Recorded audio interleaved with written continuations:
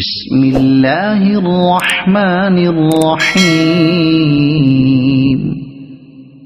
يا أيها المزمل قم الليل إلا قليلا نصفه أو انقص منه قليلا أو زد عليه ورتل القرآن ترتيلا إنا سنلقي عليك قولا ثقيلا إن ناشئة الليل هي أشد وطئا وأقوم قيلا إن لك في النهار سبحا طويلا واذكر اسم ربك وتبتل إليه تبتيلا رب المشرق والمغرب لا إله إلا هو فاتخذه وكيلا واصبر على ما يقولون واهجرهم هجرا جميلا وذرني والمكذبين أولي النعمة ومهلهم قليلا إن لدينا أنكالا وجحيما وطعاما ذا غصة وعذابا أليما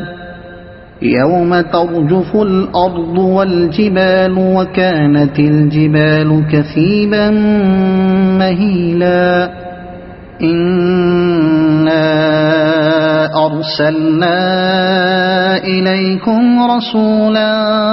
شاهدا عليكم كما أرسلنا إلى فرعون رسولا فعصى فرعون الرسول فأخذناه أخذا وبيلا فكيف تتقون إن كفرتم يوما يجعل الولدان شيبا السماء منفطر به كان وعده مفعولا إن هذه تذكرة فمن شاء اتخذ إلى ربه سبيلا إن ربك يعلم أنك تقوم أدنى من ثلثي الليل ونصفه وثلثه وطائفة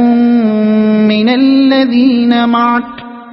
والله يقدر الليل والنهار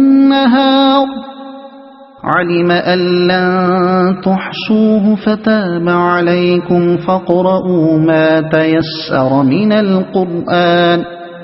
علم أن سيكون منكم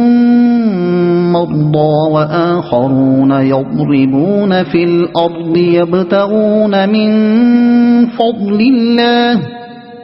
يبتغون من